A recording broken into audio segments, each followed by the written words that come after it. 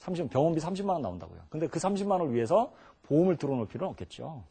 따라서 효율적인 방법을 택하는 것, 고액의 돈이 들어가는 것, 고액의 치료비가 문제이기 때문에 진단비 중심의 보장을 가입하는 것이 현명한 엄마가 선택하는 방법이라는 겁니다.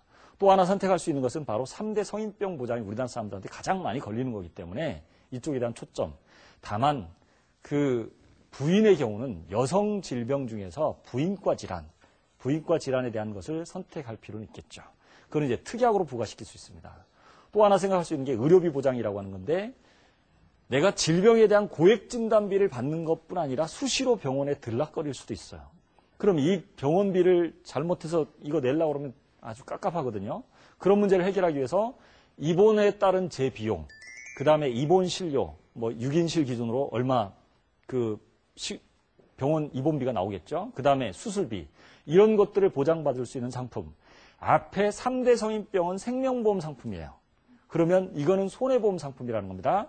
손해보험 상품은 주로 어떤 식으로 보장을 받으면 되냐면 질병으로 입원해서 의료비가 얼마 나오느냐를 기준으로 했을 때 내가 병원에 한 번 입원했는데 퇴원할 때까지 얼마가 나올지는 알 수 없지만 1,000만 원 한도 내에서 보장을 해달라라고 하는 상품을 선택하면 병원비가 1,000만 원까지는 다 해결이 된다는 겁니다. 그러니까 거의 99% 다 병원비를 해결할 수 있다는 겁니다.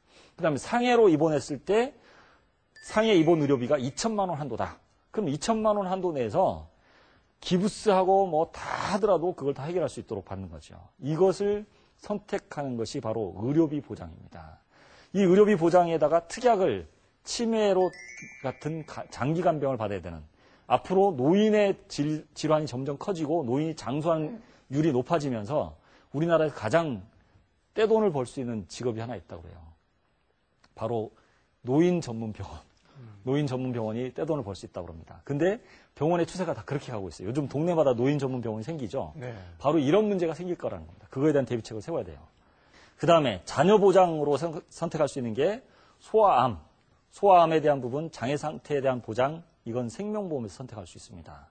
손해보험에서는 각종 사고나 질병으로 인한 병원비 보장. 제 아이가 있는데 이 아이가 굉장히 요즘 흔한 말로 부잡스럽습니다. 아이가 부잡스러운데 병원에 자주 가는 겁니다. 뻑하면 가는데 이 아이가 병원에 갈 때마다 소소하게 10만 원, 15만 원 썼어요. 그거를 한 6년 동안 모으니까 한 500만 원 썼더라고요. 와. 근데 제가 생명보험에 어린이보험만 딸랑 가입했어요. 예. 근데 보상이 하나도 안 됐어요. 입원 한 번도 한 적이 없으니까.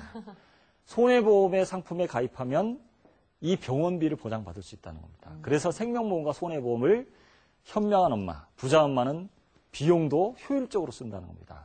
두 가지 해서 6만 원이면 해결되는데 6만 원 갖고 손해보험에 해서 각종 사고하고 각종 질병, 각종 배상 책임까지 다 보상을 받을 수 있다는 겁니다. 그 다음에 합리적인 보험 선택을 어떻게 할 것이냐, 그렇다면 합리적인 보험 선택 요령에 대한 말씀을 좀 드리겠습니다. 첫 번째로 보장을 위한 보험료는 비용이라는 사실을 생각하셔야 돼요. 만기 환급금에 너무 연연하거든요. 우리나라 사람들은 원본 심리가 있어서 이 본전 심리는 보험에는 좀 접어두십시오. 만기 환급금에 집착하면 보험료가 올라갑니다. 보험료가 언제 만기 환급금이 주어져요? 80세 만기 됐을 때. 30세부터 80세 만기 될 때까지 기다렸는데 80세에 원금 줘요. 그건 의미가 없죠. 따라서 월 소득의 4 내지 7% 정도만 보험료를 내는 게 오히려 효과적이라는 겁니다. 그 다음에 사고 시에 돈이 많이 필요한 것부터 보장하는 겁니다. 너무 소소한 것을 보장하는 것이 아니라 사고 시에 보험금을 많이 받을 수 있는 것 중심으로 보장을 받으라는 겁니다. 그것이 보장 선택의 요령입니다. 세 번째, 중복 보장을 피하라는 겁니다. 그 다음에 생명보험과 손해보험을 스와핑하라는 겁니다. 생명보험만 들고 오로지 생명보험이 최고라고 생각하시는데 생명보험과 손해보험을 스와핑하시라는 겁니다. 생명보험에서는 주로 질병, 손해보험에서는 병원 의료비, 이런 것들을 중심으로 그 배상 책임은 손해보험에만 있습니다. 이런 것들을 스와핑하면 효율적인 그 보험 선택이 된다는 겁니다. 부자 엄마가 현명한 비용을 지출할 때 그 부자 엄마를 보는 아이가 우리 엄마는 효율적으로 비용도 지출하는구나 라고 하는 것을 볼 수 있다는 겁니다. 바로 이 부분을 통해서 위험을 보장하는 것에 비용을 너무 많이 쓰지 않는, 그리고 투자 금액을 늘리는 현명한 엄마가 될 수 있다고 생각이 되어집니다. 다음 시간에는 부자 엄마가 부자 아이로 키우는 우리 아이 부자 만들기에 대한 얘기를 말씀드리도록 하겠습니다. 오늘은 여기까지 말씀드리겠습니다. 감사합니다.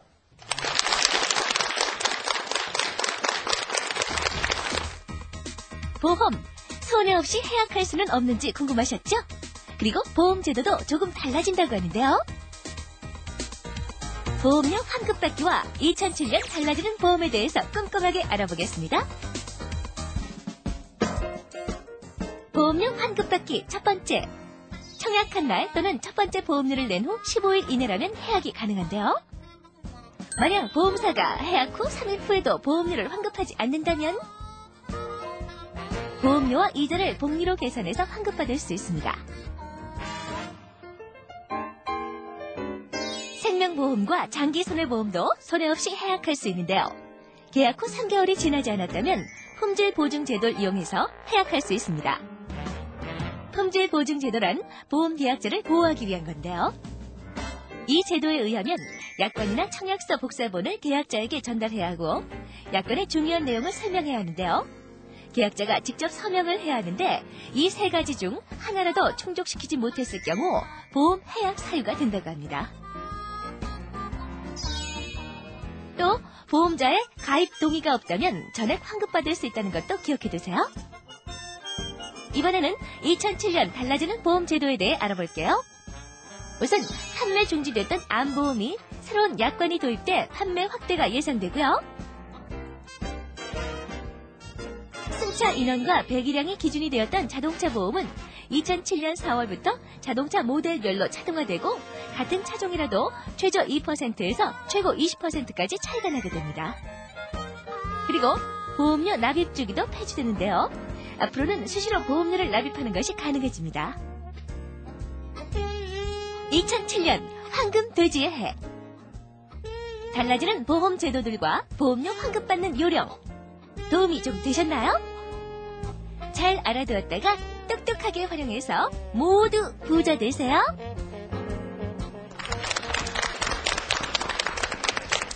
네, 돈이 보이는 수요일 똑똑한 주부들의 현명한 살림 정보를 전해드렸는데요. 어떻게 좀 궁금하고 간지러웠던 것 저희가 시원하게 긁어드렸는지 모르겠습니다. 네, 살림의 매주 수요일 돈이 보이는 수요일에서는요.